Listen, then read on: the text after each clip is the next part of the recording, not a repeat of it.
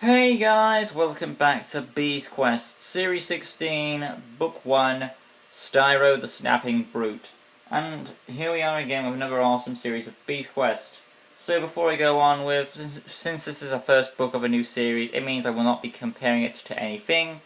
Second of all, this book only contains 8 chapters, which is odd because the standard Beast Quest book contains 10, which is an interesting change. Also, there is no prologue. So that being said, like I always do, in-depth story analysis and then my overall thoughts on this book. So, let's get through with this.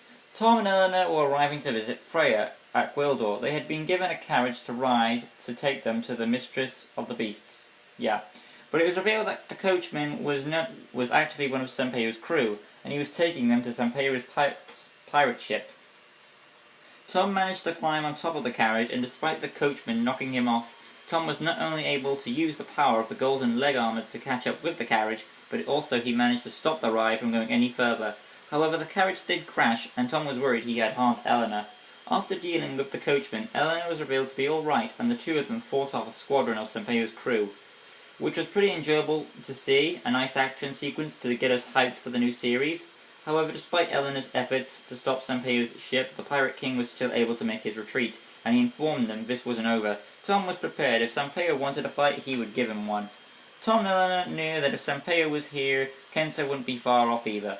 Okay, this is the second time now that the heroes mention a character who appeared to be killed a series ago, and then know they're alive, without any further information given to them. I don't have much bother with this one, as Velma was the first time they did it, but considering this is the second time, they're probably thinking she's a magical character, she'll be fine. Then, if that's the case, shouldn't they fear Malvol's return? You know, because what's going through my mind now is that they seem to have this. We saw Kensa get blasted by Vidra in Series 14, and without any further information, they come to the conclusion, oh, she's fine, we know she's okay. I guess it's okay because this has happened before with Velmal. No way, I take that back.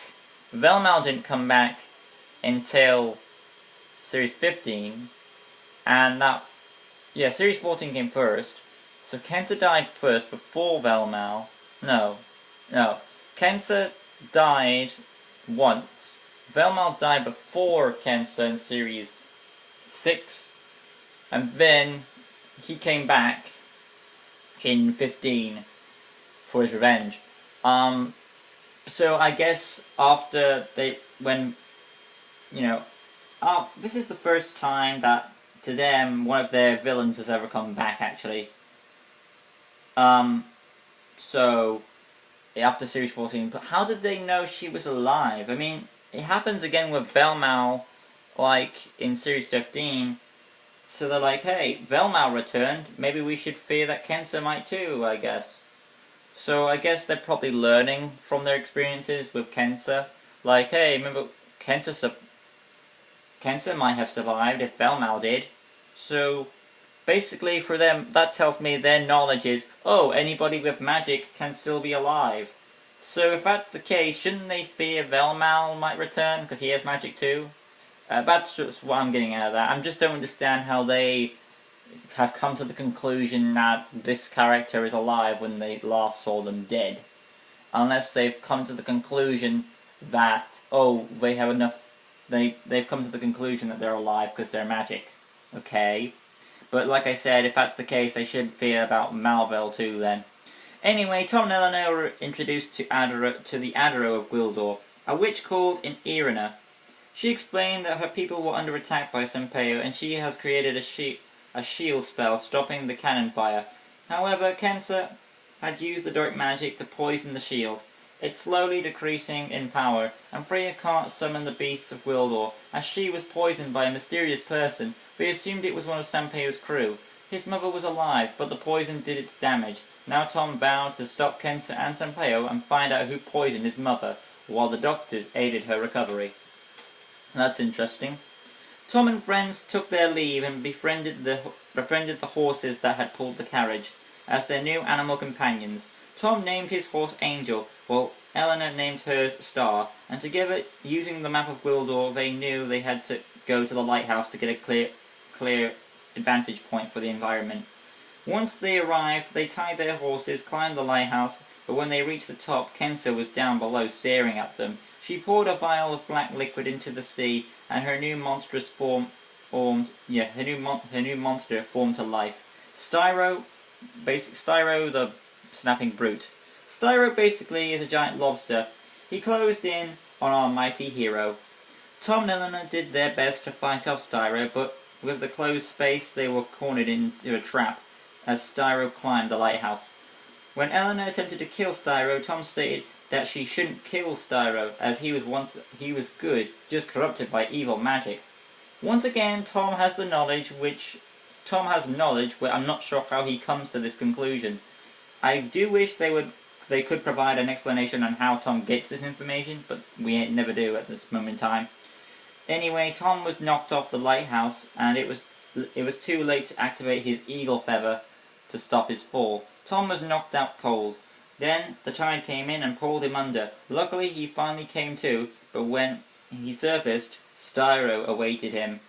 Tom tried to fight off against Styro, but he was easily overpowered and grasped back again into Styro's pincer.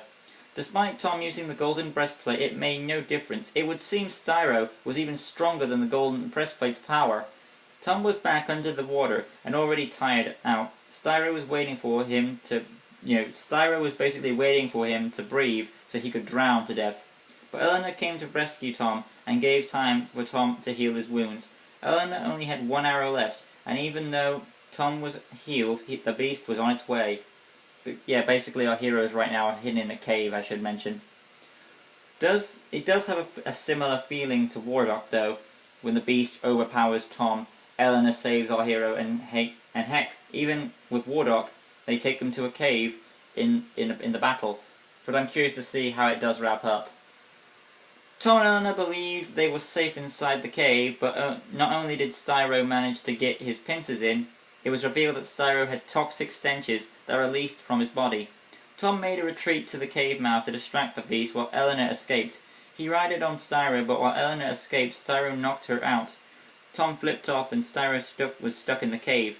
There was a bit of time to check on Eleanor. She was fine and Styro had broken free and was ready for Tom. Tom looked at the lighthouse. Styro's pincers had done a lot of damage. It would only take one more hit to knock that entire building down. And thus, a plan was forging into Tom's mind. I should also mention at this point that another one of Styro's abilities is that he has a screeching cry that hurts your ears. Tom tricked Styro into coming towards the lighthouse, and timing it just right, managed to have the beast headbutt into the lighthouse, which sent the weakened structure tumbling down upon him.